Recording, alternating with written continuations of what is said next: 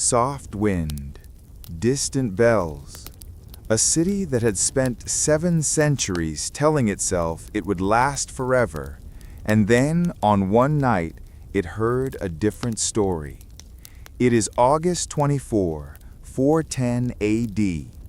Outside the walls, a king named Alaric and his Visigoth warriors are moving through Rome's streets. They are not cinematic monsters. They are hungry men with grudges and a small, desperate hope for land and pay. For 3 days the city is looted, temples and tombs violated, and the noise that had always been Rome's heartbeat turns into a hollow echo. For many Romans, the shock is not only that soldiers marched in, it is that the city once thought invulnerable finally feels vulnerable. But Rome did not fall in a single night like a struck bell. Theodosius I's death in 395 left the empire split between East and West, a political fracture that left the western half thinly held and overstretched. Generals, court intrigues, and empty treasuries made negotiation difficult and military defense fragile. What looks sudden from the outside had long been slow from within. Economic strain, political corruption, and repeated incursions wore the system thin. Listen for the truth that surprises. When a city as old as Rome changes, it often does so without a great cinematic finale. Nearly 7 decades after Alaric's sack, a boy emperor named Romulus, nicknamed Augustulus, and more symbol than sovereign, was asked to step down in 476 by a Germanic commander called Odoacer. No grand pyre, no final battle. An empire's last Western ruler was quietly sent away, and with that small bureaucratic motion, the old order loosened its grip. Historians still argue about whether 476 was an absolute end or a symbolic marker, but the sense of closure it gave later generations was real. So tonight, breathe with me. The fall of Rome is a story of slow forgetting, sudden moments, and the small human choices that push history forward. If you find this quiet telling the kind of story you want to sleep to, subscribe for more slow history nights, and press the bell so the next whisper finds you. They told themselves stories about endurance. Rome had learned to bend under pressure and then straighten again. Empires do not usually end in a single act of violence. They die of habits, compromises, and decisions that become habits. To understand how Rome reached that fragile late stage, the place where a single siege could feel like an ending, we must walk backward through centuries of accumulation, administrative changes, fiscal stress, social shifts, and military improvisations that together made a heavy, almost invisible burden. The first weight to place on the scale is administration. By the late 3rd and 4th centuries, the Roman state had grown monstrously complex. Emperors such as Diocletian and later Constantine reorganized power to make the machine run, splitting authority into smaller units, renovating the bureaucracy, and increasing the scale of imperial obligation.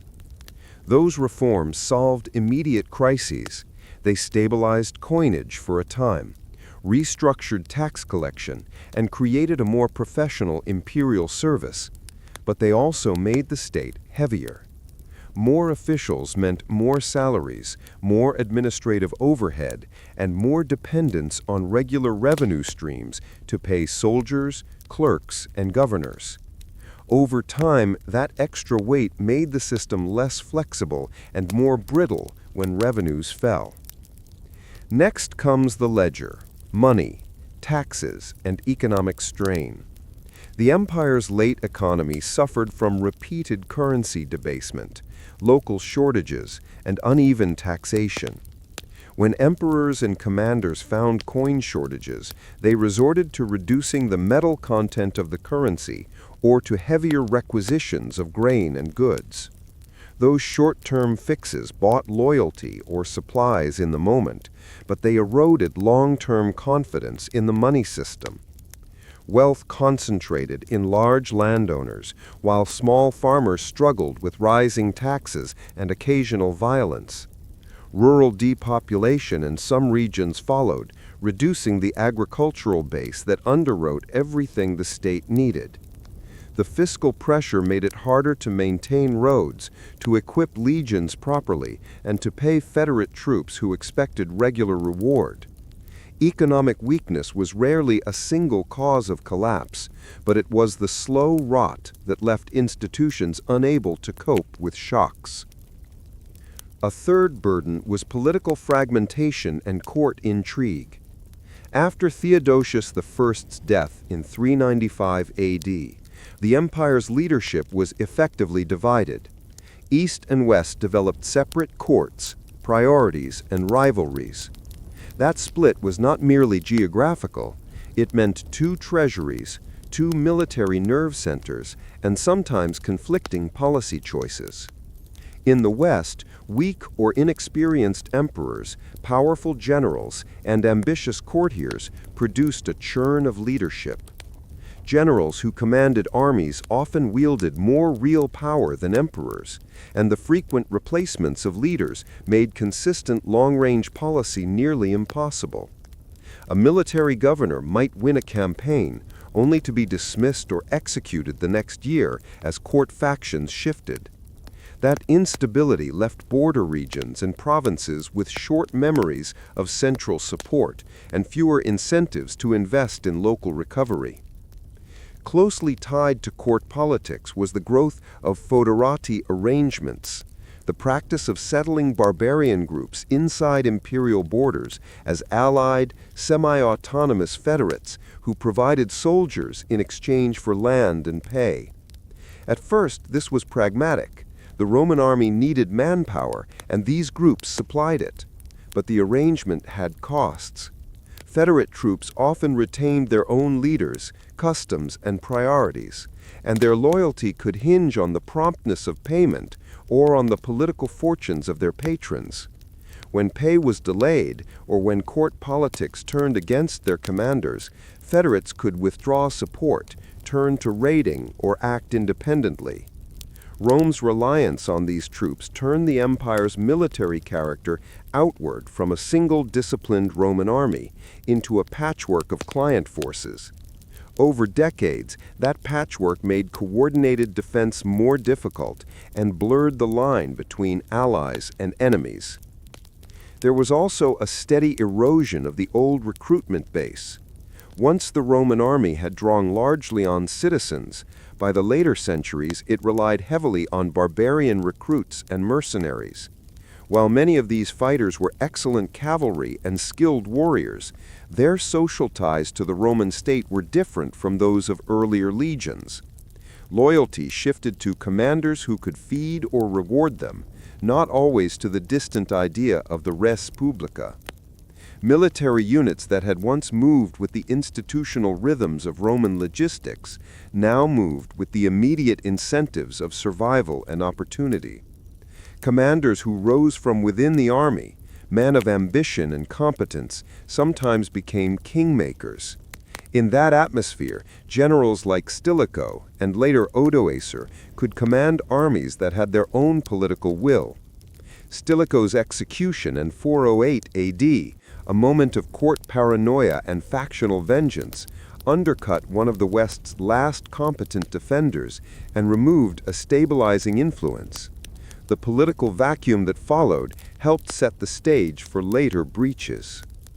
Demographic and disease added another slow pressure.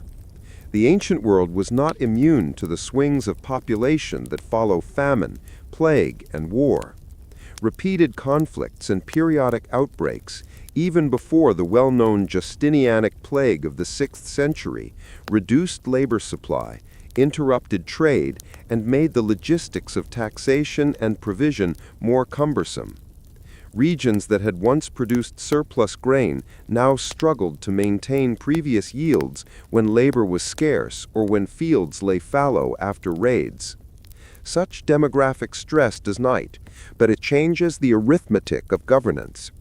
Fewer taxpayers, fewer soldiers, and a smaller margin for error. Scholars debate the timing and extent of demographic decline, and modern techniques continue to refine our understanding. Nevertheless, the broad pattern of reduced population in parts of the West is a recurring theme in late antique studies.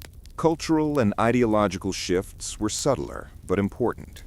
Christianity's rise transformed public rituals and the symbolic universe of Roman rule. New loyalties to bishops and local church structures sometimes competed with loyalty to the distant emperor. Some old rituals that had once publicly bound elite society together changed or vanished. The civic festivals and cults that had reinforced a common Roman identity did not always translate neatly into new Christian frameworks. That did not make people less Roman in a practical sense. Laws, language, and institutions continued, but the moral grammar by which civic life had previously been read shifted. In moments of crisis, appeals to old gods or old rites no longer had the same public effect. This cultural shift mattered because empires rely as much on shared meaning as on roads and legions. When shared meaning frays, so does willingness to sacrifice. Historians caution against simple causal claims here. Christianity was not the cause, but it was part of the changing fabric. External pressure then exploited those vulnerabilities. From the late 4th century onward, groups identified broadly as Goths, Vandals, Huns, and others pressed on Roman frontiers. Many of these groups began as people pushed by other peoples. Migrations created cascades of movement across Europe and into Roman borderlands. Some were refugees seeking security, others were military coalitions seeking status and land. At different times, Roman commanders turned these groups into foederati, at other times fought them directly. When the state could no longer integrate or pay them effectively, those groups could and did take matters into their own hands. Alaric's movements into Italy and the sack of Rome in 410 were not merely acts of raw fury, they were also political negotiations gone wrong. Attempts to secure territory, recognition, and resources that Rome was increasingly unable or unwilling to provide. The spectacle of Rome's sack shocked contemporaries precisely because it violated a long-standing symbolic order, but the sack itself arrived on a landscape already strained and reconfigured by decades of uneasy accommodation. That image, a city that looks invincible until it is not, is crucial. The West had been hollowed in pieces. Administrative centers moved away from Rome to Ravenna and other cities that felt safer. Local elites found new ways to preserve their privileges, sometimes by collaborating with invaders, sometimes by retreating into fortified villas. Imperial law and Roman institutions persisted in many practical ways. Tax forms, legal concepts, and roads continued to operate, but their reach narrowed. In many places, the old networks of urban elites, merchants, and magistrates that kept towns running thinned out. Where the center could no longer offer protection or consistent payment, local structures adapted, sometimes creating new power centers that were less Roman in style and more regional in practice. It is important to be precise about what this weight of centuries meant. It did not mean that the Western Roman world suddenly collapsed into chaos everywhere. Many regions adapted and continued many Roman practices for generations. The Eastern Roman Empire, with its stronger economy and more defensible center at Constantinople, carried on for 1,000 years more.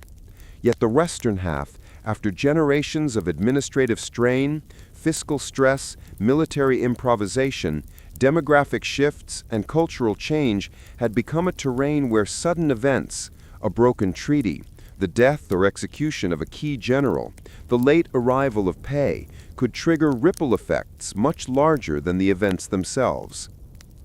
When we listen to history this way, we see how tiny human choices accumulate. A judge's decision to tax a province more heavily this year. A commander's choice to quarter a Federate band near a vulnerable town. A court eunuch's rumor. Each decision is small in isolation. Taken together through decades, they become a load the system can no longer bear. The sack of 410 and the deposition in 476 were moments of recognition.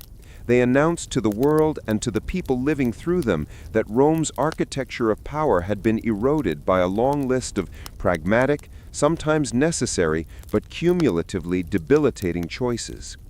So as you settle into the night, imagine not a single catastrophe, but a slow, patient pressure.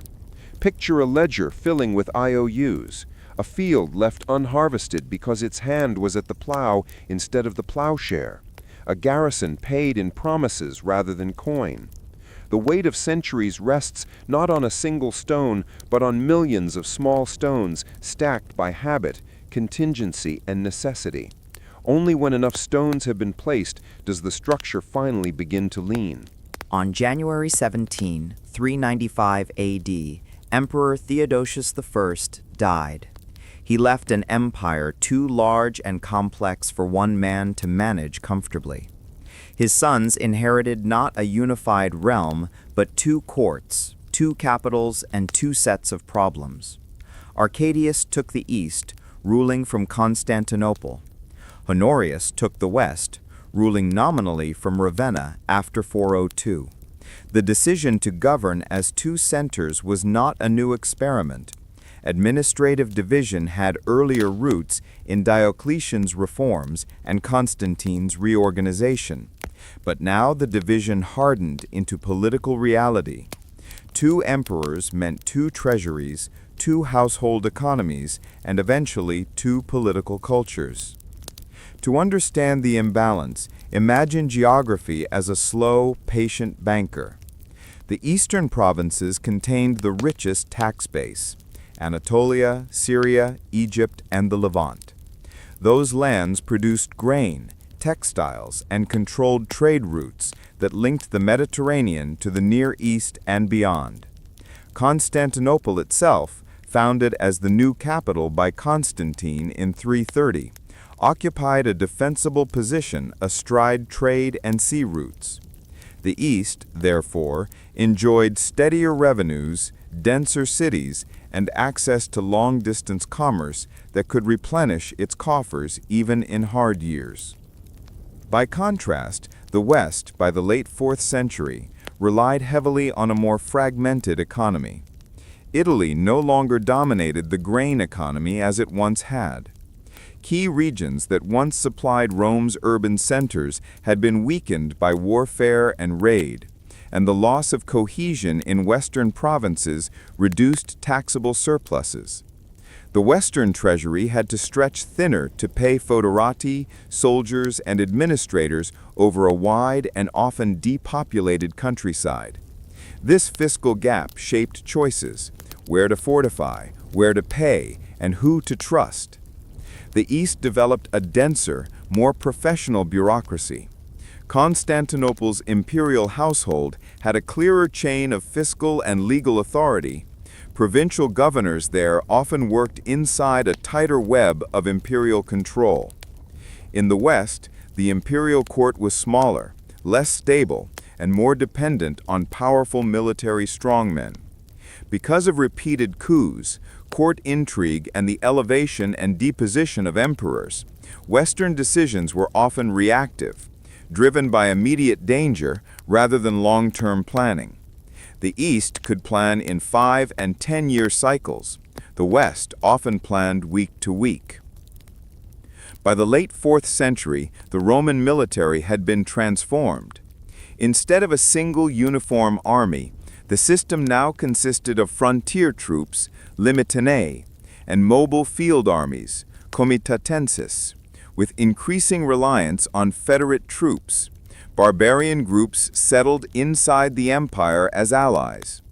The East, with its denser tax base, could often afford to maintain larger standing forces and to pay for mercenary cavalry and garrisons where needed. It also had more secure interior lines.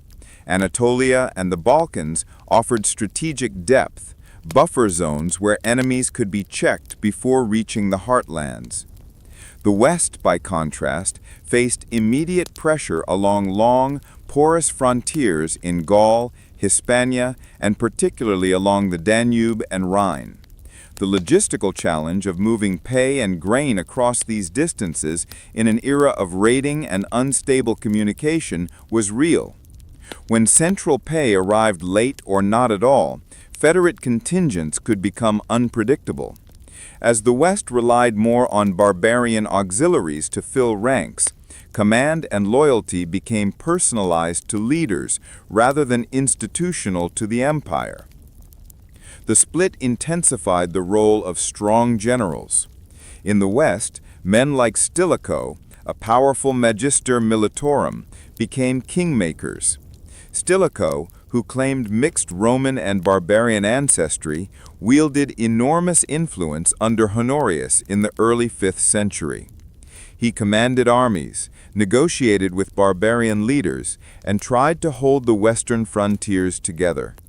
His execution in 408, driven by court paranoia and factional plotting, removed one of the West's few coherent military minds at a crucial moment, leaving a vacuum that local commanders and federates filled in unpredictable ways.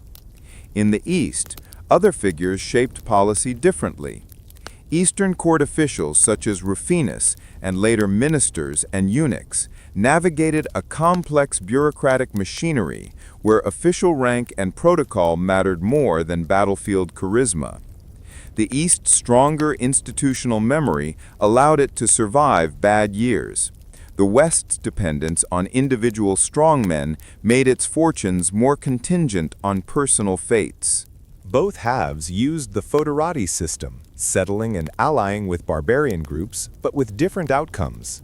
Where the East could integrate a group and keep it under imperial patronage, the West sometimes had to concede land or accept warlike federates without the administrative capacity to control them fully. Federate leaders who had been granted land could, in times of arrears or insult, present themselves as autonomous power brokers. The movement of peoples across the frontiers, Goths fleeing the Huns, Vandals seeking new lands, and Alans and Suebi carving kingdoms, exerted pressure on Roman diplomacy and revealed the limits of imperial reach. Culture deepened the split. Latin remained dominant in the West, Greek predominated in the East. As Christianity spread and became more institutionalized, regional variations emerged. Different bishops, different liturgical styles, and different ecclesiastical politics. The Church in the East often paralleled imperial bureaucracies.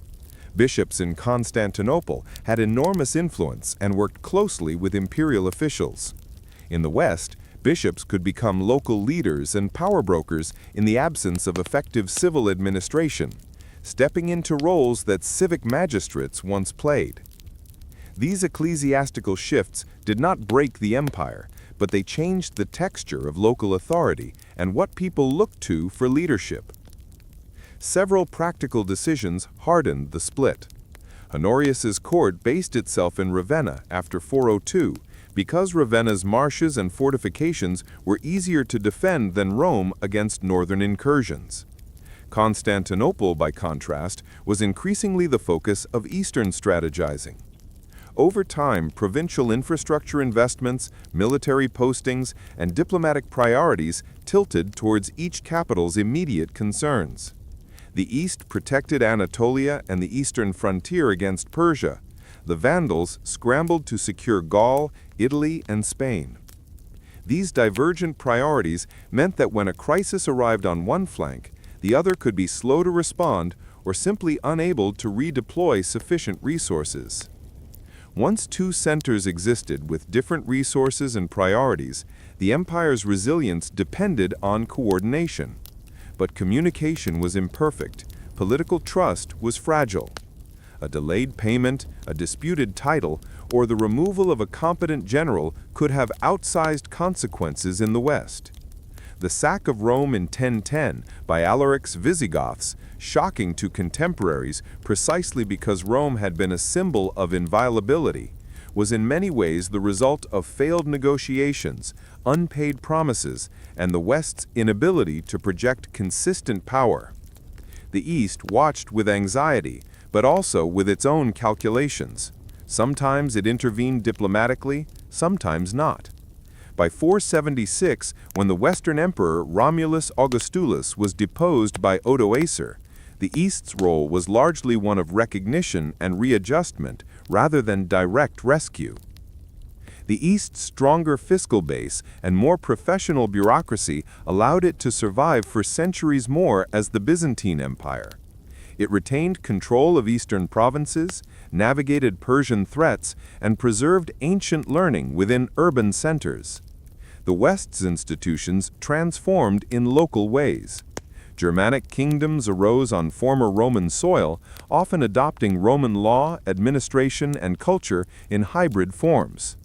In other words, the East preserved centralized imperial continuity. The West evolved into a mosaic of successor polities that kept Roman fragments. Remember that this division was not simply doctrinal or structural, it shaped daily life. A merchant in Antioch experienced a different world than a farmer in northern Gaul. A bishop in Milan handled municipal food distribution. A Gothic chieftain negotiated for land his people could farm. The split changed where taxes went, who offered protection, and which languages dominated courts. In practical terms, the East's cities continued to hum with craftsmen and trade. In many Western regions, urban life contracted, and new patterns of rural lordship appeared. If we return to the larger narrative of Rome's end, the East-West split clarifies an essential point. The empire did not vanish uniformly. It became two political realities with separate logics. The West's greater vulnerability made symbolic moments, sacks, depositions, and the rise of barbarian kings feel like terminal events. The East's continuity allowed it to claim Roman identity in different terms and survive late antiquity into the medieval period. Finally, consider the cultural legacy. Latin and Greek, Western law and Eastern administration, pagan remnants and Christian orthodoxy all continued in different rhythms. The administrative techniques that the East preserved would help Byzantium last for centuries. The legal codes and urban memories in the West would shape medieval Europe.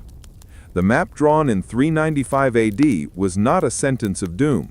It was a turning point that redirected the flow of history.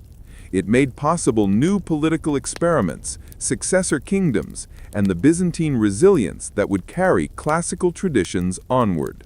Start with a word the Romans themselves used, foederati. It meant allied peoples, groups settled by treaty inside imperial borders, obligated to give soldiers in return for land, pay, or legal recognition. What began as pragmatic diplomacy became, over time, a defining way Rome managed manpower shortages and frontier pressure. Place a people on Roman soil, give them a status, and expect their men to fight under Roman colors when needed. These agreements were not betrayals in themselves, they were bargains. But bargains create new politics because they put semi-independent armed groups into the same political space as Roman governors, senators, and legions. To understand why Rome turned to foederati, we must remember the simple arithmetic of late antiquity. Manpower and money did not always match threats. Frontier garrisons were spread thin across long rivers and mountain passes. The army needed cavalry, local scouts, and men who knew the terrain. Recruiting from among barbarian groups, Goths, Franks, Alans, Vandals, and others offered ready soldiers at a cost often lower than maintaining distant legions. These warriors were valuable. Many brought superior horse skills, local knowledge, and fierce loyalty to their own chiefs. Rome could channel that martial energy for itself, but it did so by accepting a degree of autonomy for those groups.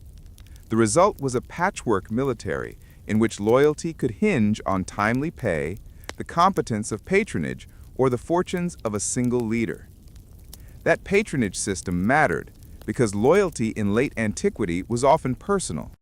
A soldier's allegiance often attached more to a commander who fed and rewarded him than to a distant emperor whose face he had never seen. Over decades, as the empire faced repeated crises, many fighting men were not ethnically Roman. They were Goths, or Huns, or Alans, who had learned the drill of Roman battle and the language of its politics. That is why figures like Alaric, a Gothic leader who served as a federated commander at points in his career, are best read not as alien invaders, but as actors negotiating within a Roman political economy. His march on Rome in 410 was the culmination of a career shaped inside the Roman world as much as outside it. The story grows complicated when politics misfires.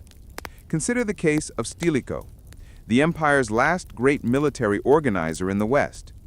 Stilicho himself had a mixed background and commanded armies that relied heavily on barbarian federate contingents. He negotiated with Goths and pressed campaigns to keep borders secure. Yet court intrigues and suspicion of his motives resulted in his execution in 408, a purge that left the Western military fractured at a critical moment. Stilicho's removal was not merely a loss of competence, it ruptured networks of patronage that had kept federate groups aligned with Rome. When those networks collapsed, some federate leaders lost their incentive to cooperate, and moments of negotiation turned into moments of opportunism. We should push against the easy myth that barbarians were simple, uniform enemies. They were complex people with politics, kinship networks, and strategies. The Goths who entered Roman lands in the late 4th century, fleeing pressure from the Huns and seeking security, were not a single monolithic horde. They arrived as groups with different leaders, some more willing to integrate and others more inclined to resist.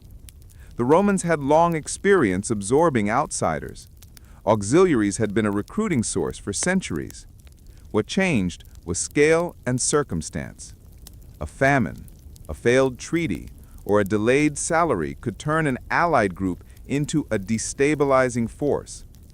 The Battle of Adrianople, for example, showed the lethal consequences when Gothic groups fought as a coherent military force against imperial armies. A shock to Roman military confidence and a sign of how intertwined Roman and barbarian fates had become. Treaties could be honorable and practical. They could also be precarious. A foedus might promise land to a Gothic group in Thrace in exchange for troops. Those troops could then serve in distant campaigns under Roman commanders. But the men on the ground were often far from the imperial purse and closer to the mood of their own chiefs. When emperors or ministers in Constantinople or Ravenna delayed payment, when officials insulted federate leaders, or when rival generals attempted to outmaneuver each other, those semi-autonomous forces could respond in ways that the central apparatus did not anticipate. The result was not only battlefield danger, but a political entanglement. Federate leaders began to act as brokers of power, elevating or deposing emperors, extracting concessions, and establishing domains that could look increasingly like independent kingdoms. A crucial dynamic was the dual identity many federates developed. Some Gothic leaders sought to secure land and status for their people within the Roman system. They adopted Roman titles, pushed their sons into Roman military ranks, and used Roman law when convenient. Others kept a clear sense of separateness and aimed for autonomy. Both strategies could exist within the same polity, creating tension. This dual identity produced hybrid cultures: Gothic warlords who issued edicts in Latin, Roman senators who commanded barbarian contingents, and bishoprics where Latin hymns and Gothic customs met. Over time, the lines between Roman and barbarian blurred in everyday life as much as they hardened in political propaganda. It's important to emphasize how many of the so-called invasions were triggered by displacement. The Huns, moving west across the steppe in the late 4th century, pushed tribes like the Goths into Roman territory. Those migrations were human tragedies, families fleeing war, seeking pasture, or attempting to survive drought. Rome's response varied, sometimes brutality, sometimes accommodation. The accommodation sometimes worked, the accommodation sometimes failed. Where it failed, desperation could produce violence that looked like an invasion, but often had roots in contract failure and human suffering. The economics of settlement mattered as much as the politics. When Federate groups received land, the land had to be productive. Many Federates were settled in regions already grappling with reduced tax bases and disrupted agriculture. Providing for Federate families required local administration and sometimes diverted resources from Roman citizens. When local magistrates resented these arrangements, friction rose. A Federate contingent might be protective of its new fields, suspicious of officials collecting taxes, and quicker to respond to threats to its livelihood. The imperial center could not always manage these local stresses across thousands of miles of road and sea. Look too at the role of identity and honor. Many Federate leaders were motivated by dignity as much as by material reward. Titles mattered. Being recognized as a comes or magister militum by the emperor confirmed status. Denial of honors could be read as insult, and insults in late antique aristocratic culture could provoke revenge. A commander promised titles that never arrived had every incentive to take power by force. A leader whose people were threatened by marauding bands might choose preemptive seizure over negotiated cooperation. The aftermath of broken loyalties often looked heartbreaking and chaotic. After Stilicho's fall, Italy witnessed violence that targeted the families of Federates who had settled there. Massacres and retributive killings followed, deepening distrust. Those deeds created cycles of vengeance that made negotiated solutions harder. In some regions, Federate leaders pivoted from allied commanders to rulers of new kingdoms. The Visigothic kingdom in southwestern Gaul and Spain, the Vandal kingdom in North Africa, the Ostrogothic attempts in Italy, showing how federal status could be a stepping stone to autonomous rule when central Rome could not maintain authority. It is easy to romanticize the idea that Rome corrupted barbarians, or that barbarian rule destroyed Roman civilization overnight. The reality was more mixed. Many successor kingdoms consciously kept Roman administrative practices, legal codes, and tax systems because these structures were effective tools of governance. Goths adopting Roman law and Latin administrative forms meant that Roman institutions persisted in new guises.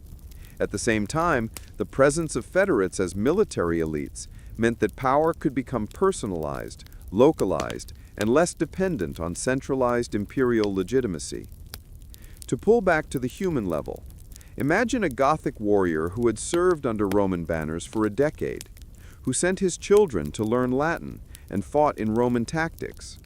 When the imperial purse failed and his family's land was threatened, he faced a wrenching choice: continue to serve an absent empire or seize a piece of the world for his people.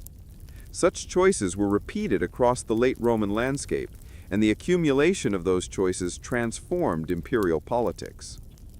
Finally, recognize that Rome's absorption of barbarians inside its borders was not unique in world history. Empires often recruit outsiders when manpower is scarce. What made Rome's case historically decisive was scale and timing. The processes unfolded across a period in which the imperial center was also dealing with fiscal strain, political factionalism, and external shocks.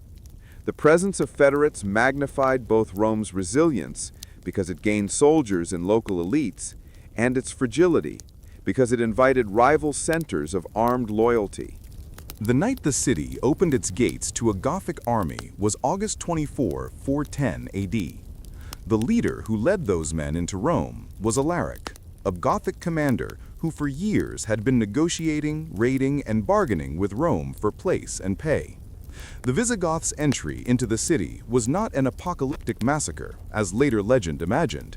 It was a 3-day pillage that shocked contemporaries because Rome's aura of invulnerability was so old and so complete. For centuries, Romans had thought the walls and rituals ensured preeminence. On that August night, the world's old signal, the city of Rome, felt suddenly vulnerable. To understand why Alaric's sack felt so seismic, we must hold two truths at once. The sack was both a dramatic event and the visible punctuation of a longer decline. For decades, the Western imperial government had been stretched thin, its treasuries drained, its legions mixed with Federate contingents, its leadership contested by court factions. The execution of Stilicho in 408 removed one of the few men capable of holding disparate forces together and negotiating with barbarian leaders.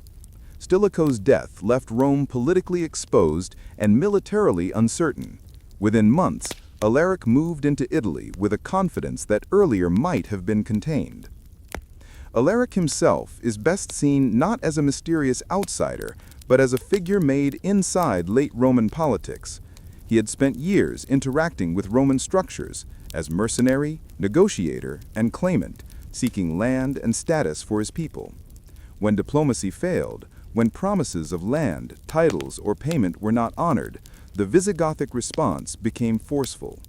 Their march into Rome followed a series of broken negotiations and missed expectations as much as it followed military calculation. The sack's symbolism, an army of barbarians in the urbs, stuck in the imagination of contemporaries and generations after. What happened inside the city was shocking to many, but it was also selective. Christian basilicas were largely spared, so were churches that leaders protected with appeals and ransom. The imperial palaces, some tombs and temples were stripped of wealth, and private properties were looted. Augustine of Hippo, living in North Africa, heard news of the sack as a personal and theological crisis that prompted him to begin writing City of God, a work aimed at answering the question, did the abandonment of pagan rites lead to Rome's fall? Augustine argued against easy scapegoating, insisting that the city's misfortune should not shake Christian faith. His response illustrates how contemporaries tried to make sense of the shock while keeping the record of events grounded.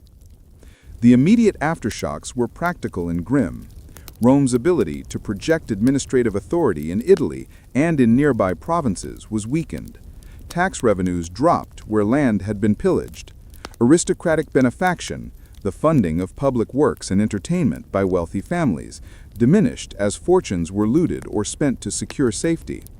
Some estimates from later scholars suggest the city's population may have fallen significantly in the years that followed, a sign of economic contraction and changed urban life.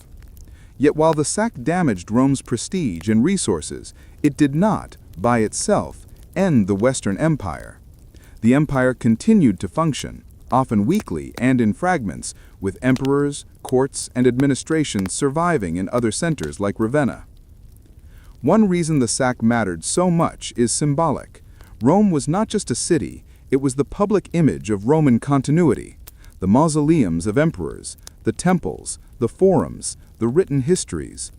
For Romans across the West, the sack was a psychological rupture. Already the Western court had moved much of its business to Ravenna after 402 because Ravenna's swamps offered easier defense than Rome. Even as Ravenna sheltered the imperial household, Rome's image as the eternal capital remained powerful. The 410 sack showed that image to be vulnerable. The reverberations of that revelation lasted for decades. From a military perspective, the sack was a result of systemic strains.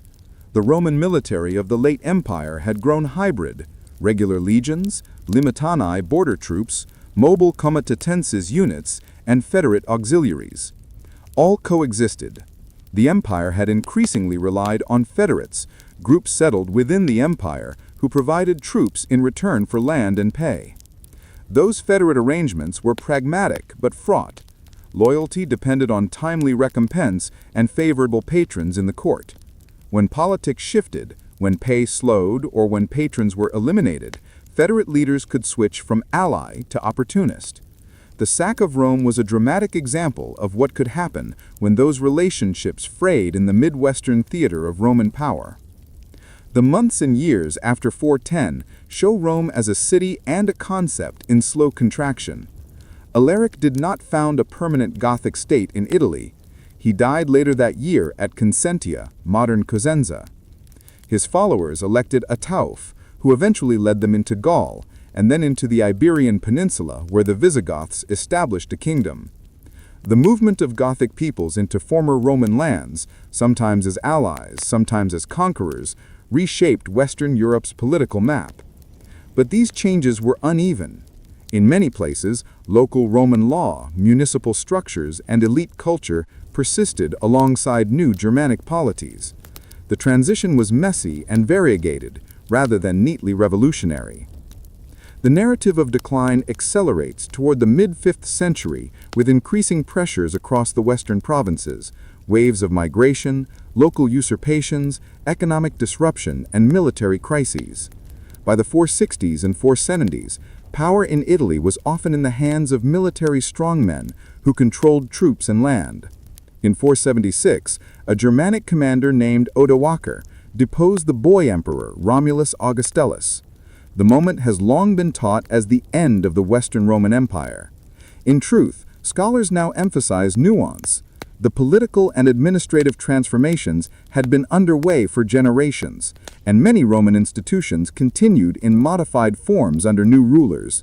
Still, Romulus's deposition provided a convenient symbol, a tidy end date for historians, and it signaled that military power now rested outside the traditional imperial dynastic line. The fall of the Western imperial image changed how neighbors and subjects viewed Rome. Eastern emperors, bishops, and barbarian rulers all adapted to a world where the old central authority no longer functioned in the same way. Some Germanic kings adopted Roman titles, retained Roman administrators, and used Roman law because those tools retained practical value. In many regions, aristocratic families continued to manage land and local justice using Romanized practices, even under new kingship. Thus, the apparent fall created a hybrid medieval political landscape rather than an instant collapse to chaos. Culturally and intellectually, the sack and the subsequent decline reshaped the late antique imagination. Authors recorded the horror and the theological confusion. Bishops took on civil responsibilities where imperial administrations faltered. Urban life contracted in many Western towns, while some rural elites fortified estates and adapted to new social realities. But the fall was not total. Elements of Roman law, language, architecture, and Christianity survived and were repurposed by successor polities. The West that emerged in the centuries after 410 and 476 was not Roman in the same centralized sense, but it was still inheritor of many Roman practices, a continuity of institutions inside new political shells. Think too of individual human stories inside this slow unspooling. Families that had once paid for public games found their incomes diverted to secure food or to pay Federate mercenaries. A municipal official who had once called on imperial support now negotiated with a Gothic duke to keep the grain flowing. A senator who once funded public baths now found his urban patronage pointless if there were no crowds left to enjoy them.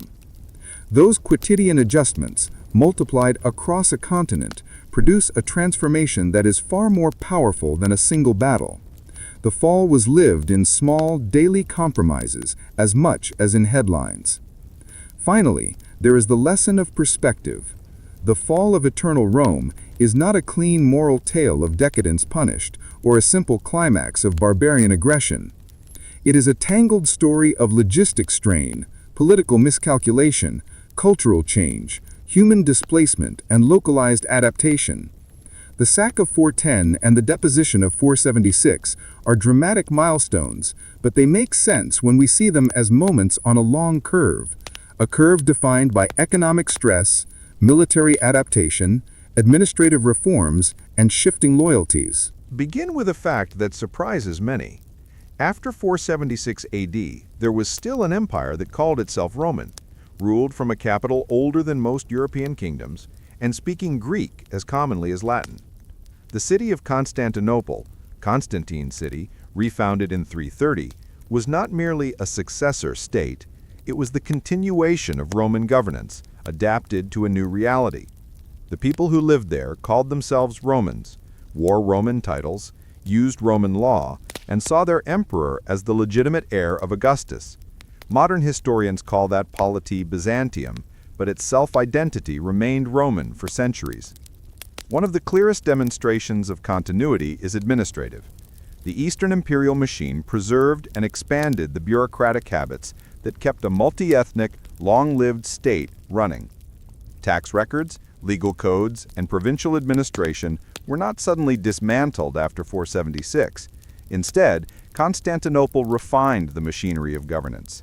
It collected taxes, maintained supply lines, and administered justice across Anatolia, the Levant, Egypt, and the Balkans. The imperial court had a complex hierarchy of officials who managed things at scale: praetorian prefects, urban prefects, and an array of fiscal and legal functionaries who made the state legible and governable. That dense institutional network gave the East resilience when the West's institutional web had frayed. If you want one name to stand for early Byzantine ambition, take Justinian I, 527 to 565.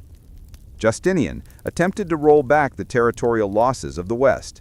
He sent generals like Belisarius and Narses to Italy and North Africa, and briefly recovered large parts of the former Western Empire in the mid-6th century, campaigns running roughly from 533 to 554, including the reconquest of the Vandal kingdom in North Africa, and long, brutal wars in Italy against the Ostrogoths. These victories were dramatic and expensive. They demonstrated that Constantinople still possessed military skill and strategic reach, yet they also strained the empire's finances and manpower. Justinian's achievements were not only military. He codified Roman law into a single, organized corpus, the Corpus Juris Civilis, a legal achievement that preserved and clarified centuries of Roman jurisprudence. That code later became a foundational text for medieval and modern European law, a direct line of transmission from Roman practice through Byzantine scholarship into later Western legal systems. The preservation and systematization of law is one reason the East's institutional memory mattered. It conserved the mechanisms by which large states function. But continuity did not mean immunity. The mid-6th century also brought catastrophe.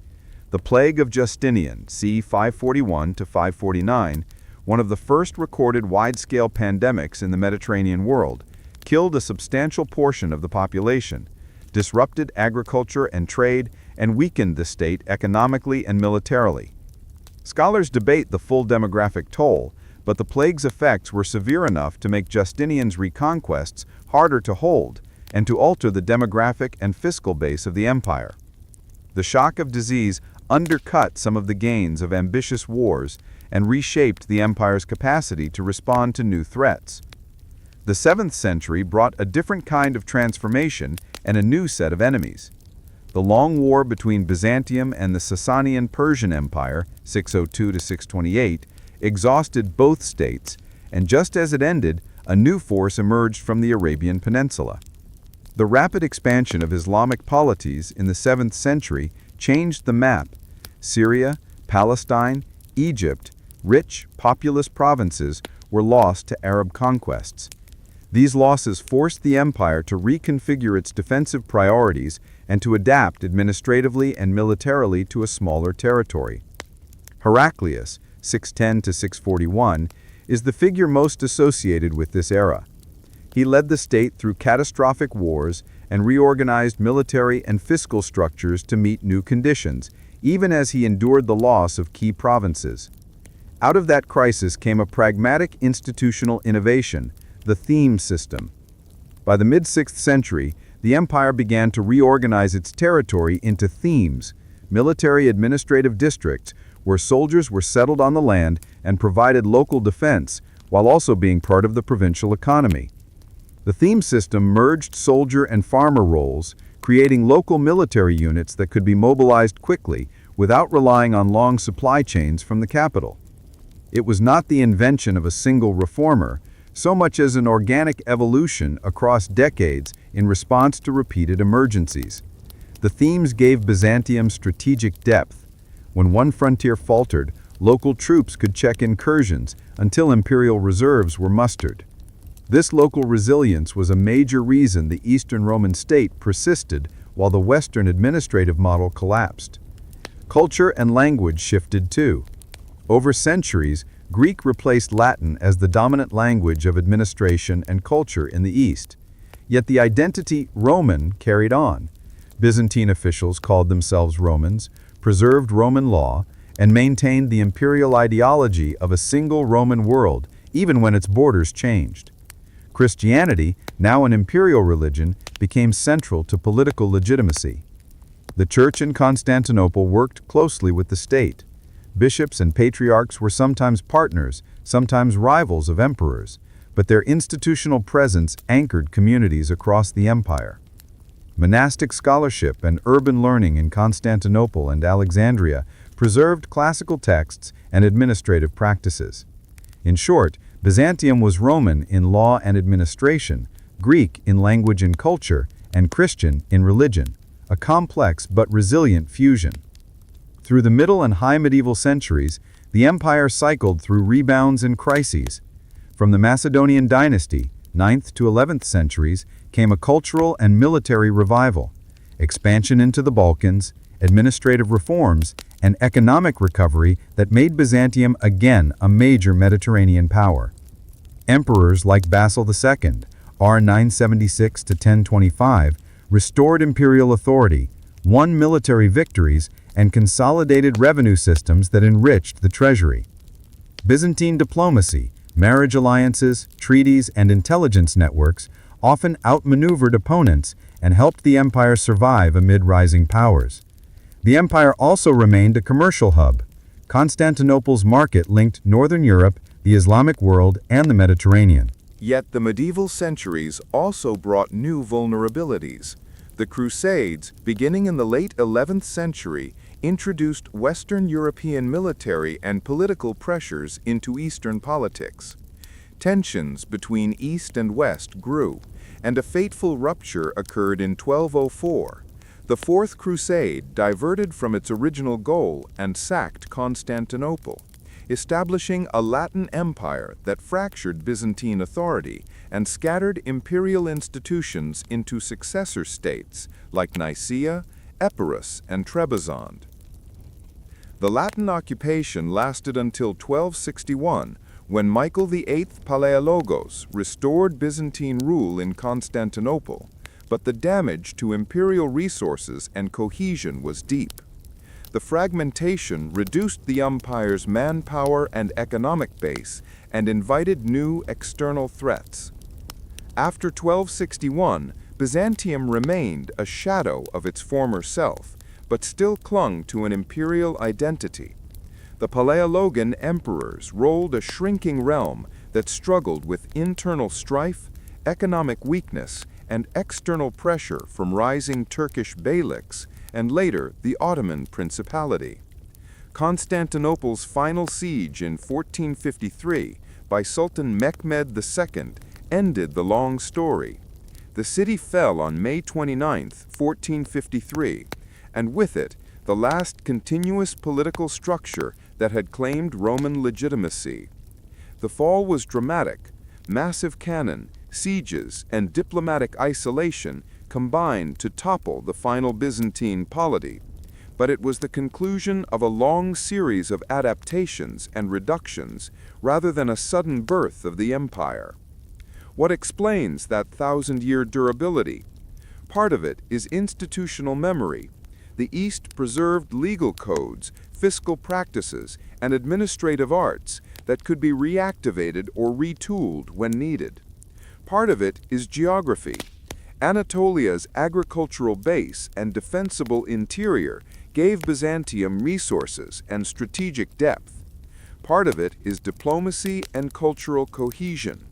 Byzantium could mobilize networks of alliance, religion, and marriage to stabilize unstable moments.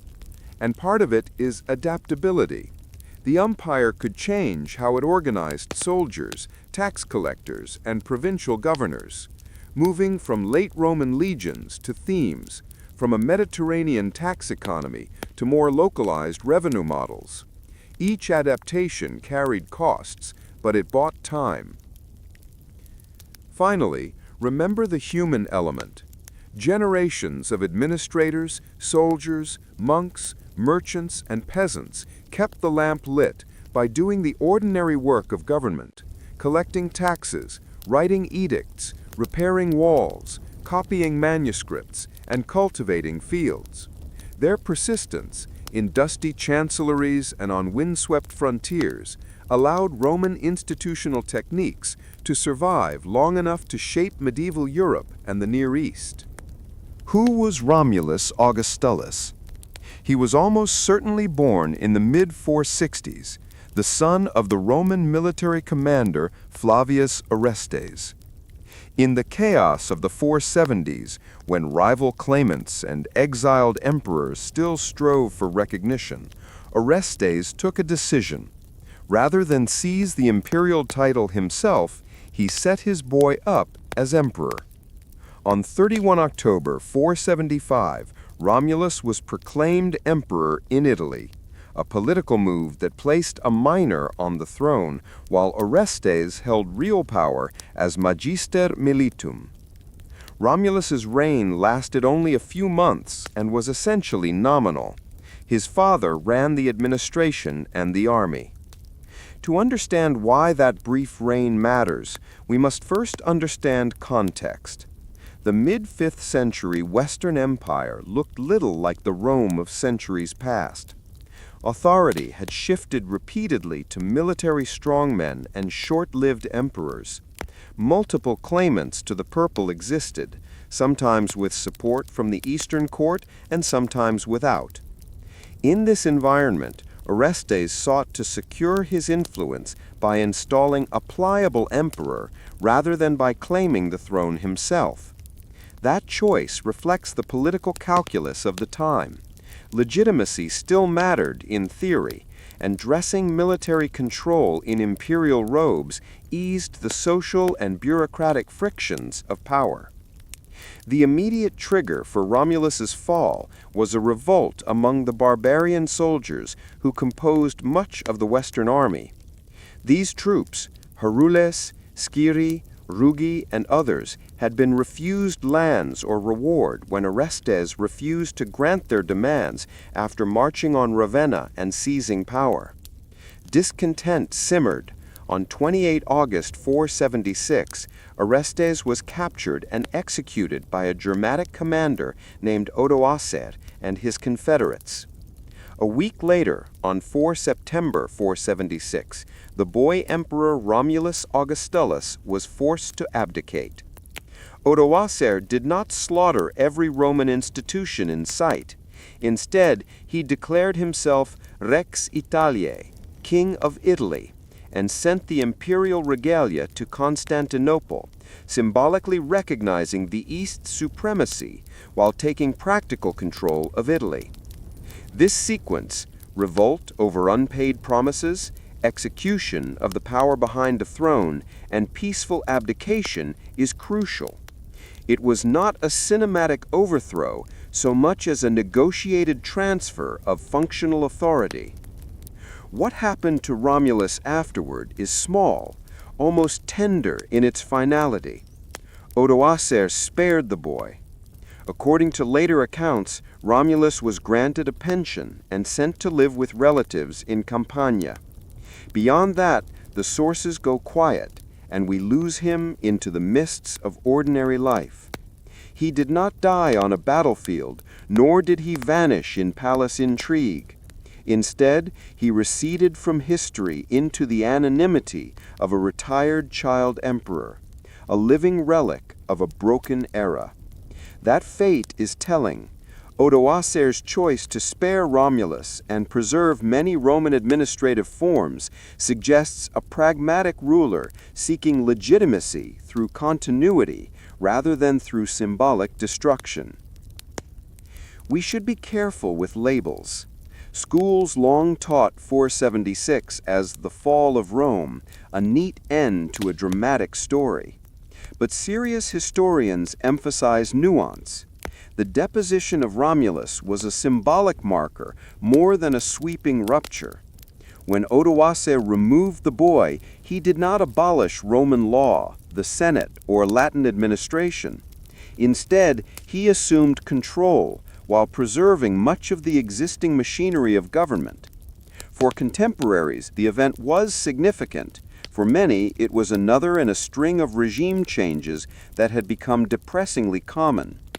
Only later did chroniclers and later political actors turn 476 into a secure historical boundary.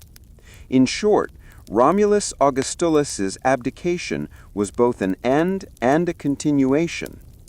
If we slow down and listen to the human rhythms of the episode, the image that emerges is less apocalyptic and more administrative. Unpaid troops complain. A military revolt removes their leaders. A child is released from a crown he never truly wore, and an ambitious commander settles into power by blending Roman formality with Germanic command. Odoacer's solution was shrewd. He sent the imperial insignia to Constantinople, implicitly recognizing the nominal overlordship of the Eastern emperor while securing domestic authority. This political innovation allowed him to govern in Italy with the veneer of legitimacy and the substance of military support. It also signaled a shift in where real power lay. Rome's idea of empire, rooted in dynasty and ceremonial, had been overtaken by the practical power of regional rulers who commanded armies and land. Romulus's story helps correct two common misconceptions. First, the fall of Rome was not a single dramatic catastrophe. The change in 476 was a final, dramatic illustration of processes already at work. Military fragmentation, the rise of federated commanders, fiscal collapse in provinces, and shifting identities among elites and soldiers. The last Western emperor's deposition was a hinge, not the entire collapse. Second, the victors, the so-called barbarians, did not always aim to destroy Roman institutions. Many Germanic rulers adopted Roman law, relied on Roman administrators, and used Latin for official records because those tools worked. They represented continuity as much as change.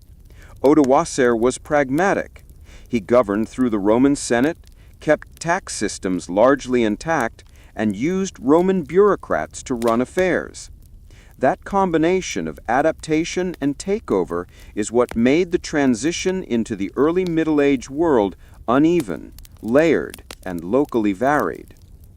To grasp the symbolism lodged in Romulus's name, consider the poetry of it.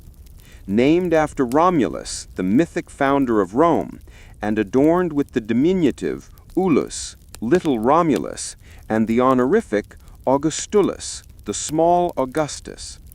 His name was at once a claim and a mockery, a tiny echo of Rome's ancient grandeur placed on the brow of a boy, a living emblem of imperial decline. Medieval and later writers seized on the theatrical irony, the founder's name returning as a childish capstone to an empire's public life. Historians now read that irony not as moral judgment, but as a cultural moment that made the abstract idea of an end easier to narrate. What did Rome mean after Romulus? Power in Italy passed into new hands, and the political map of Western Europe began to rearrange itself into kingdoms that mixed Roman and Germanic elements. The Eastern Emperor in Constantinople continued to claim universal Roman authority, and in practice, Julius Nepos, the previous Western emperor deposed and exiled before Romulus's elevation, continued to exist as a claimant in Dalmatia until his murder in 480. Odoacer's regime lasted until 493, when Theodoric the Ostrogoth invaded at the invitation of the Eastern Emperor and established his own rule in Italy. Each of these episodes shows the messy continuity of late antiquity: transfer, adaptation, and reinvention rather than pure replacement. The Romulus episode is also a lesson in how symbolic narratives take hold. Later medieval and Renaissance writers and then modern schoolbooks used 476 as a clean dividing line between ancient and medieval Europe. That neatness is helpful for chronology, but it obscures the lived reality of continuity and transformation. When children learn the story of Romulus's deposition, they get a simplified narrative. A boy is deposed, the empire falls. The historian's task is to unpack that telling, to show how the boy's removal was the visible hinge of a centuries-long restructuring of imperial institutions, soldierly loyalties, and economic life across the Mediterranean world. Finally, consider the emotional shape of the moment. Imagine the silence in Ravenna as the imperial purple is taken off a child's shoulders. Imagine the senators watching as a military man assumes the functions of an emperor without the title. Imagine ordinary people, merchants, artisans, farmers, noticing few immediate changes at first, but then feeling the slow, grinding effects of tribute, invasion, and new political patrons. Romulus's removal was both intimate and epical. It closed a short, tragic chapter In European political reconfiguration. The fall of imperial authority in the West did not flip a single switch. Instead, it unstitched webs of administration and economy over decades. Important cities shrank. Long-distance trade contracted. Local elites stopped financing the same public life. Many urban services that the central state once sustained became intermittent or disappeared. Rome itself, symbol and city, was repeatedly contested in the 5th and 6th centuries, sacked, and at times almost emptied of its population. Contemporary chroniclers and later archaeological evidence point to dramatic population decline in several formerly large Roman cities, not because people were magically swept away, but because war, plague, and economic collapse made urban life hard to sustain. In short, quiet withdrawal, not cinematic carnage, became the ruling mood. People and towns. Urban households depended on complex systems, regular grain shipments, taxes that underwrote public works, patronage by wealthy elites, and the security that allowed craftsmen to ply their trades. When those systems frayed, households adapted. Some towns shrank to a fraction of their former size, as residents retreated to defensible zones or rural estates. Others persisted as smaller, reorganized urban centers. The countryside often became the refuge of elites who converted civic wealth into fortified villas. Many municipal public buildings, baths, forums, and amphitheaters fell into disuse because they required coordinated funding and public traffic. That did not erase culture. Local liturgies, markets, and legal practices continued, but the scale and vibrancy of 4th century urban life faded in many regions. Infrastructure followed population. Roman roads and aqueducts had been the arteries of the empire. They carried soldiers, tax collectors, grain, and ideas. As long as centralized funds and personnel existed to repair them, they remained usable. But maintaining such systems is costly. In numerous regions, once regular road maintenance slowed. Bridges and minor roads fell into disrepair. Seasonal travel became harder and riskier. The result was a practical contraction of long-distance commerce. Fewer long-haul shipments, reduced urban consumption, and more local economies oriented to nearby markets. That change is visible in both documentary sources and archaeology. Some roads were continually reused. Others were neglected until later medieval governments re-established repair programs. The pattern is one of patchy continuity and selective abandonment rather than uniform collapse. Books, learning, and libraries help show another side of the silence, the intellectual life. The fate of public libraries and literary culture is more complex than the myth of a tidy burning of books. Evidence suggests many libraries, public and private, survived into the late 4th and 5th centuries, and the Christian Church itself became a major repository of texts. Monasteries emerged as important centers for copying and preserving manuscripts. Monastic scriptoria would, over centuries, conserve a surprising amount of classical literature. That said, the institutional context for learning changed.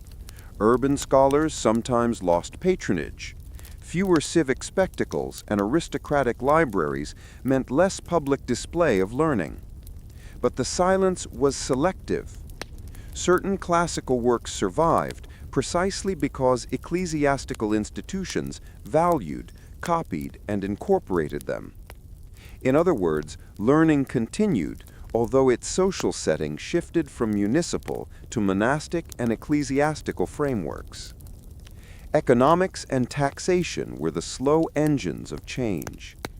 The imperial fiscal apparatus had existed to collect and distribute resources across vast distances, pay soldiers, feed cities, fund public works. As revenue fell in some western provinces because of lost harvests, depopulation, or administrative breakdown, central redistribution became less reliable.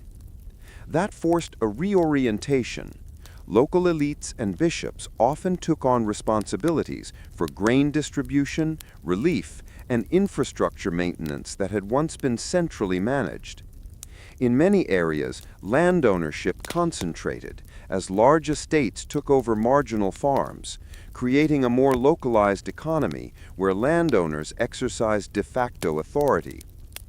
This shift toward local power centers explains why many successor kingdoms kept Roman administrative forms.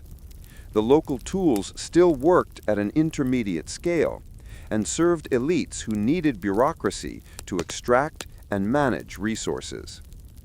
Religion and social order changed shape rather than vanishing.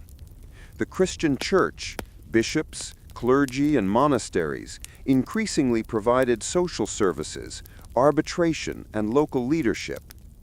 In towns where imperial officials withdrew, bishops often stepped into administrative roles, arranging food relief, negotiating with invading groups, and preserving public records.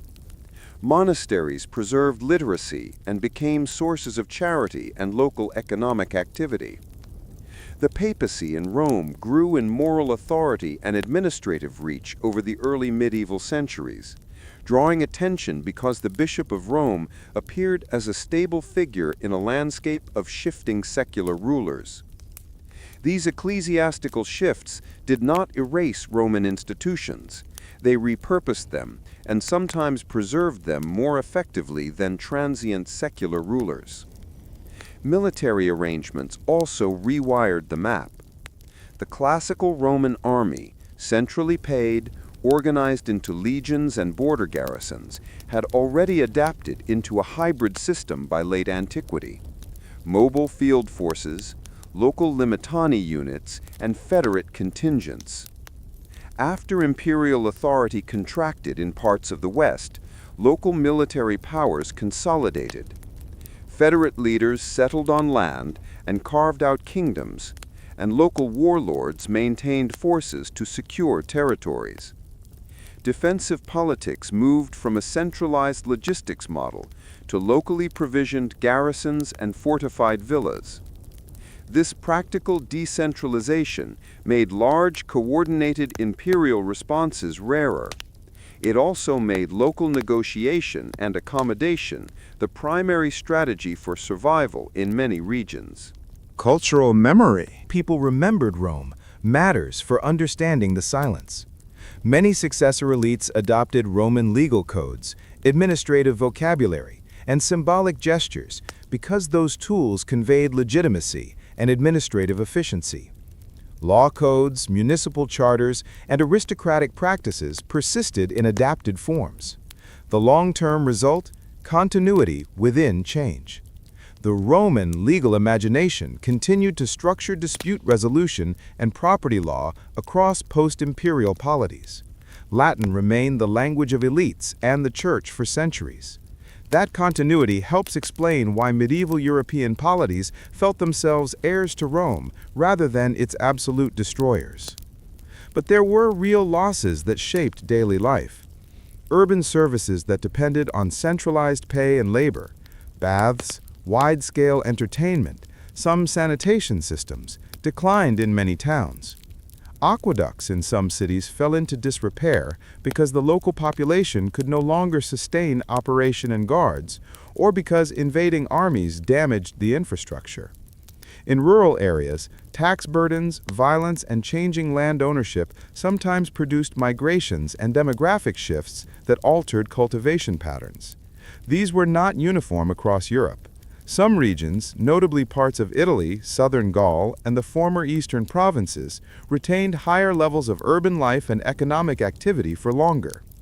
The map of silence was variegated, a patchwork of persistence and decay. Think of the human adaptations. Households developed new survival strategies, storing grain locally rather than relying on long supply chains, building fortifications around villas and small towns, and shifting to local markets. Elites rechanneled their patronage into churches and monasteries that provided reciprocal benefits, spiritual legitimacy, and practical charity. Local identity grew stronger as imperial identity faded in daily relevance. People looked to local landlords, bishops, or new kings for protection and justice, rather than to an emperor who might be far away and impotent. That change in allegiance did not mean instant cultural rupture. It meant that obligations, who provided law, who collected taxes, who protected, moved closer to home. Archaeology gives quieter testimony to the silence. Excavations showed declining urban footprints in some cities, reused building materials in later structures, and changes in ceramic types that mark shorter supply chains. At the same time, archaeological layers reveal continued occupation in many places, localized production, and even revival in later centuries when new polities stabilized trade. The archaeological record supports a narrative of contraction followed by reconfiguration. The visible urban grandeur of the imperial peak diminished in many zones, but human life adapted and continued. Finally, a note on narrative caution. It is tempting to speak of decline as a single, moralized story, a civilization punished for decadence. Modern historiography rejects that tidy moral tale. Instead, scholars emphasize complexity, economic adaptation, institutional transformation, local resilience, cultural continuity, and intermittent collapse. The silence after the fall is a useful metaphor because it captures the ambient sense of withdrawal and reorientation, but it must be balanced with the evidence of persistence and reinvention. Rome's institutions did not vanish so much as they were reworked into new political and ecclesiastical shapes that would seed medieval Europe. Begin with law, because law is how organizations remember themselves. In the 6th century, the Emperor Justinian commissioned a comprehensive collection and reordering of Roman jurisprudence, the Corpus Juris Civilis, roughly compiled 529 to 534. That work did more than tidy old statutes. It made Roman legal principles portable, teachable, and durable.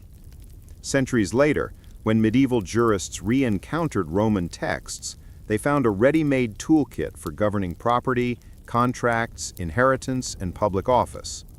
The corpus became the backbone of civil law systems across continental Europe and a major reference for canon law as well. In short, the way modern courts think about private law, obligations, and legal procedure runs on tracks laid by Roman jurists and polished by Justinian's codifiers. If law is the architecture of social order, texts are its memory. For a millennium, the Eastern Roman, Byzantine world preserved and copied classical Greek and Latin works in monasteries, schools, and imperial scriptoria.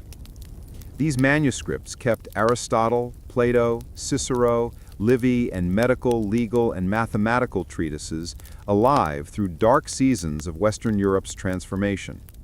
When Western scholars, whether in the Carolingian courts or the Italian city-states, wanted to recover classical learning, they often turned to Byzantine libraries and émigré scholars as conduits.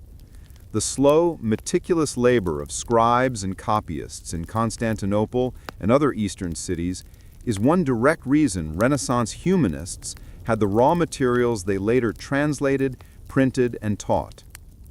Symbols and titles carried power too. After Rome's political structures in the West fragmented, later rulers invoked Rome to legitimize new authority. Charlemagne's coronation on December 25, 800, by Pope Leo III, revived the imperial title in the West and set a precedent of claiming Roman inheritance, a strategy both symbolic and practical. The later Holy Roman Empire, often dated from Otto I's coronation in 962, explicitly framed itself as a successor to Rome. Emperors used Roman language, regalia, and legal concepts to anchor rule in a venerable tradition.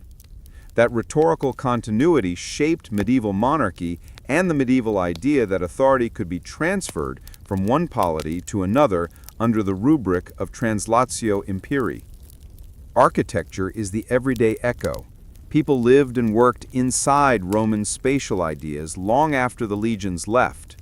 Roman innovations, durable concrete, the arch, vaulting, domes, monumental porticos, provided models that reappeared in Byzantine churches and later in Western civic architecture. Centuries later still, European and American architects borrowed Roman vocabulary to express civic ideals. Domes that recalled the Pantheon, columned facades that spoke of order and permanence. The neoclassical wave of the 18th and 19th centuries, on display in Washington, D.C. and many national capitals, deliberately tapped Roman and Greek forms to symbolize republican virtue, justice, and continuity, visual shorthand that links modern institutions back to antiquity. The legal and cultural transmission worked in both directions and through many intermediaries. Medieval jurists in the 12th and 13th centuries rediscovered Justinian's compilations, teaching them at nascent universities such as Bologna. From those schools, Roman legal ideas diffused into royal chancelleries and municipal courts, forms of contract law, notions of legal personhood, and complex tax and administrative mechanisms. Later legal codifiers, from the medieval compilations to early modern codes, and even to Napoleonic reformers, found Roman categories useful because they were abstract, systematized, and translatable across languages and territories. The effect was to make Roman legal thinking a lingua franca for governance across Europe. Ideas traveled with people. When Byzantium weakened in the 15th century and Constantinople fell on May 29, 1453, a wave of Greek scholars fled westward with precious manuscripts and scholarly knowledge. Those émigrés helped feed the burgeoning Italian humanist movement. They taught Greek, edited texts, and made classical learning accessible to Western Europe. The recovery of Greek philosophy and literature accelerated the Renaissance's intellectual revival, a cultural echo that remade European education, art, and political thinking. That rediscovery did not simply resurrect ancient forms. It reshaped them into new frameworks for civic humanism, portraits of classical virtue, and a renewed emphasis on textual philology and rhetoric. Beyond law, text, and form, Rome's administrative DNA persisted. Municipal institutions, magistrates, written charters, Record-keeping, notaries, proved resilient and useful. When Germanic kings settled in former Roman provinces, many retained local Roman administrators to run taxation and justice because the system worked. Thus, Roman governance did not vanish, it was repurposed. Over centuries, hybrid polities emerged, Germanic kings issuing edicts in Latin, bishops acting as municipal magistrates, Roman law and Germanic custom interweaving into local practice. The persistence of written offices and bureaucratic habit normalized a politics of record and precedent that medieval Europe used to build larger polities and eventually modern states. The echo traveled into symbolism and imagination as well.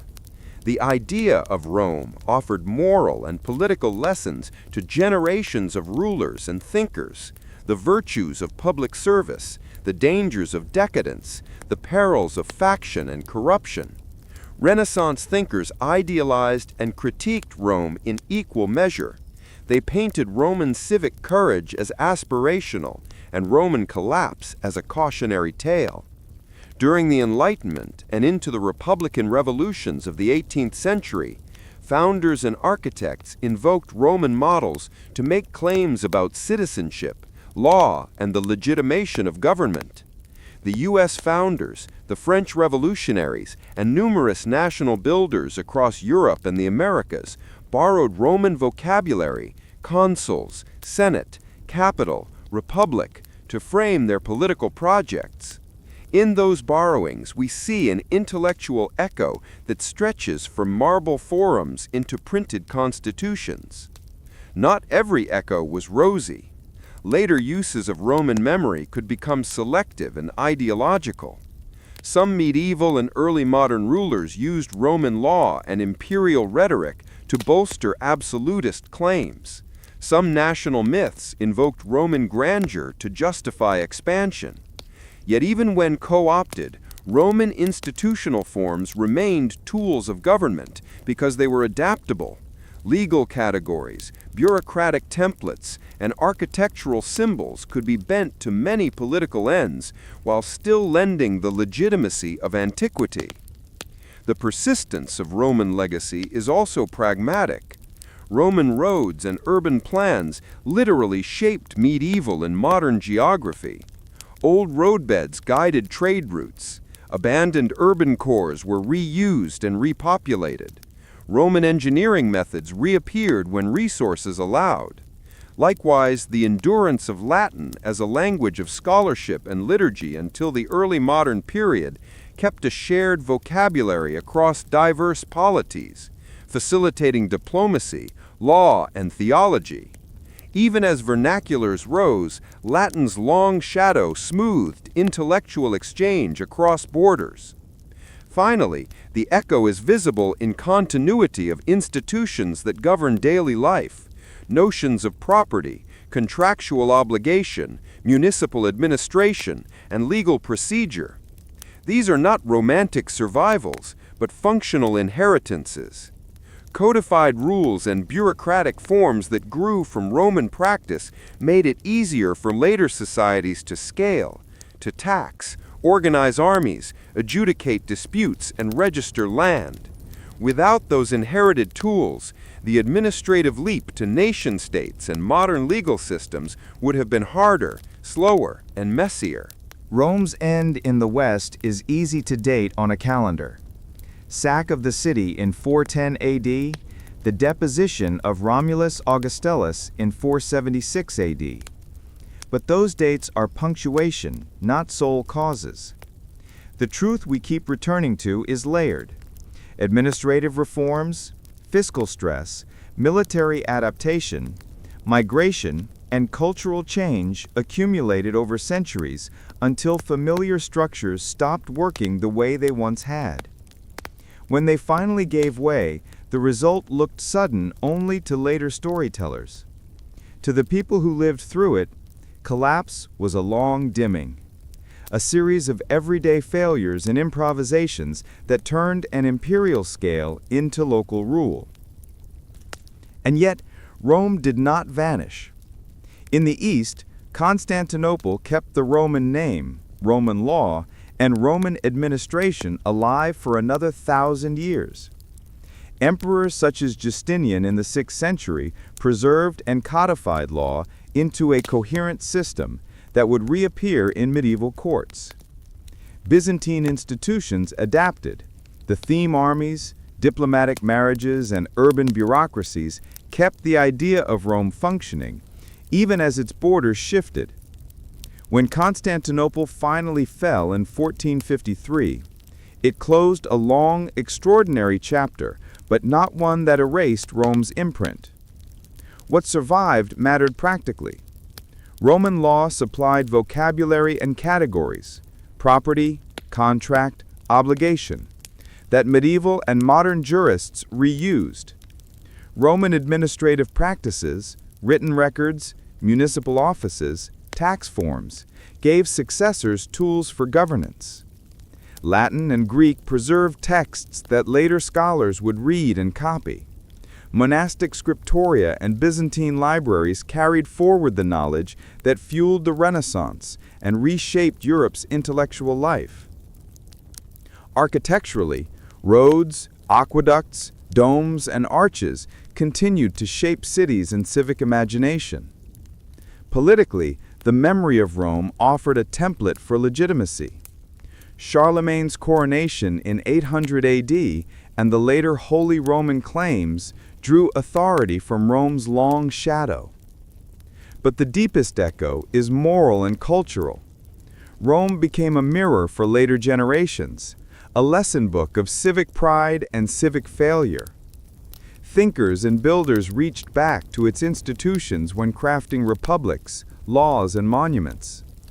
They borrowed its language to claim antiquity's legitimacy and its failures as warning.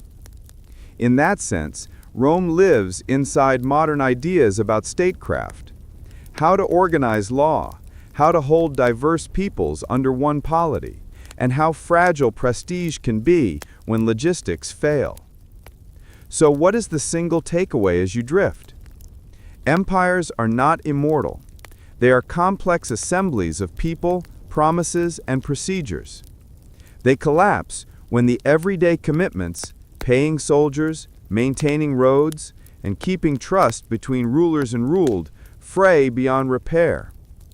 But the knowledge, tools, and cultural forms those empires build can outlast the banners that sponsored them. Rome's laws, its cities, and its stories passed through ruins and reconstructions to become ingredients of later worlds.